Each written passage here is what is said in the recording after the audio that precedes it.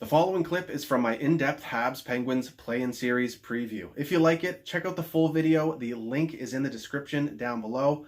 Also hit that subscribe button and you can follow me on Twitter, Instagram, and Facebook at ScotianCanadien. Cheers, guys. Go Habs, go, baby. So let's jump right into the Pittsburgh Penguins roster. I want you guys to get a clear picture of what we're going up against in this series. It's going to be rough, man. So let's look at their forwards and their first line. Obviously, we got Sidney Crosby, an elite grinder. Just a very strong lower body, incredible skater, unreal cardio, plays upwards of 22 minutes a night if we're in the playoffs. Strong defensively and just great edge work on his skates. He's incredible below the goal line in the offensive zone, and he's got some very unique dangles coming out of the corners, and he's really hard to read, very deceptive player. We all know he's an absolute beast. 1.1 points per game played this season in the NHL. He's always over that points per game played threshold. He's a beast in the face-off dot, just absolute unit. And then lined up to his left is Jake Guentzel, who those two guys have some incredible chemistry together. Just sneaky, very sneaky. Guentzel's probably one of the best wingers in terms of chemistry that Crosby's ever played with.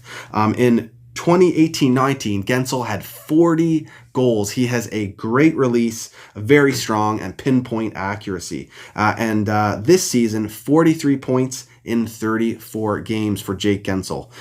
He is on an absolute tear his last couple seasons. And then we got Connor Sheary lined up on Crosby's right there. And he is just returning to the Pittsburgh Penguins after spending a couple seasons in Buffalo. Couldn't really get things going so much in Buffalo, but when he returned to the Pittsburgh Penguins, he had 4 points in 8 games. Now, the way I'm going to go through all these lines, and very well is not how Mike Sullivan's going to line them up. And the thing, especially with the Pittsburgh Penguins, the thing with their top 6 is all of them have chemistry together. They switch up those lines very often throughout games and throughout the season, and all these guys are comfortable playing with each other.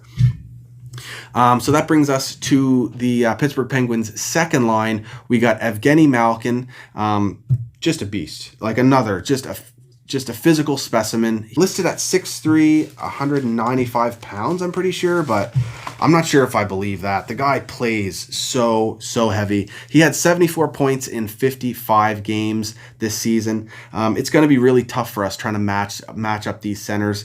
I think Phil Deneau is going to be relied upon heavily, but I'll definitely get into that later on. And then on that second line for the Pittsburgh Penguins, we got Brian Rust with the right-handed shot, 56 points in 55 games, having a career year this year with the Pittsburgh Penguins. And he was already very clutch for them in their playoff runs a couple years ago. Just great off the rush, and another player on the Pens with a very solid release and great speed as well. Then on the left, we have Jason Zucker, who was recently acquired by the Pittsburgh Penguins from the Minnesota Wild at the trade deadline.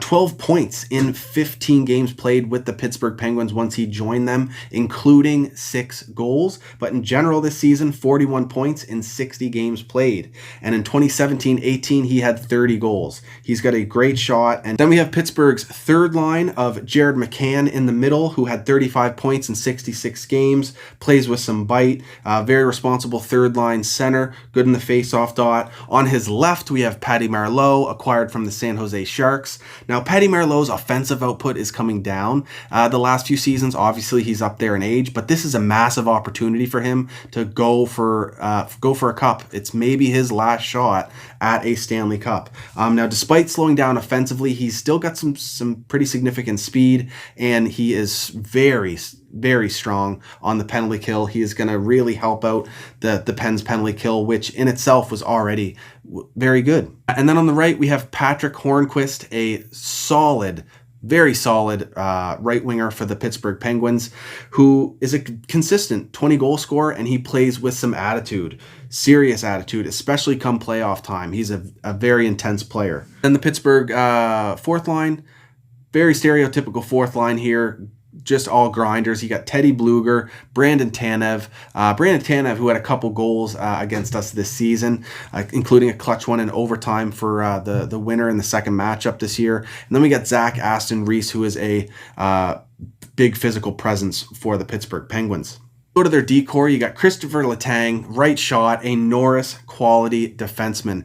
Thanks to guys like Brent Burns, Victor Hedman, Drew Doughty, Christopher Letang's name often gets shuffled down a bit on those Norris votes, but he's an incredible strong veteran defender with 3 Stanley Cups. You couldn't ask for anything better. And Quebecois born as well. In 2017-18, 51 points for 0.65 points per game played. In 2018-19, 56 points for 0.86 points per game played. And this year, he fell right in between that mark with 44 points, but 0.72 points per game played.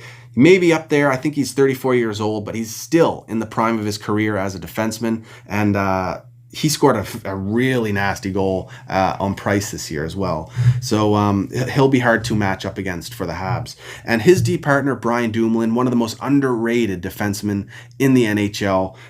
Just solid. A two-way defender, but more on the defensive side. I would compare him similarly to Ben Chiarot, just not as much size and maybe a little bit more offensive upside. He's the perfect D partner for Christopher Letang.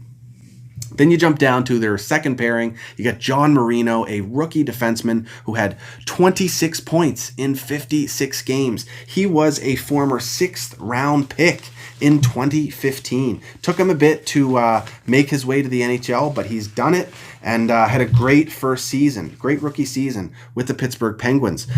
He went to Harvard, and he was more of a two-way or defensive defenseman, putting up a bit of points in college, but not in the way that you'd expect a guy to come into the NHL and have 26 in 56 games. But the thing is, with the Pittsburgh Penguins, their system and the way they utilize their defensemen, they take a lot of shots from the point. They want to filter and funnel all the pucks right to the front of the net, whether that's shots on net or shots in the vicinity of the net. They love using that inaccurate point shot off the backboards that ends up back in the slot. Scramble ensues, and a guy like Crosby, Rust, Malkin, Zucker comes in and just cleans up the garbage and finishes the play. I think that's how a lot of these defensemen on the Pittsburgh Penguins have racked up the points and spread out the offensive output in their decor. Guys like Marcus Pettersson, who could be paired with John Marino, typically more of a shutdown D. He's got great physical stature, can really lay the body, had quite a few hits this year.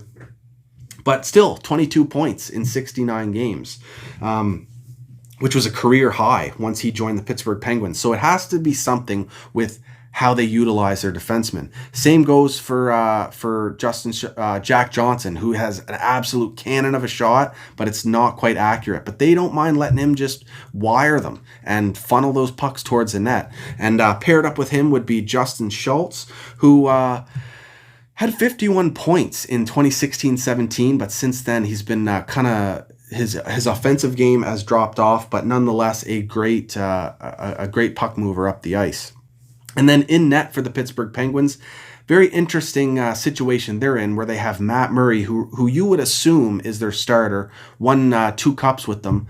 But then you have Tristan Jarry, who had a .921 save percentage this year. That's middle-level elite save percentage right there, with a 2.43 goals against average. So you're looking at Tristan Jarry's .921 save percentage compared to Murray's .899, and I don't know, if me as a Habs fan, I would rather face Matt Murray, but I could see them starting with Tristan Jarry.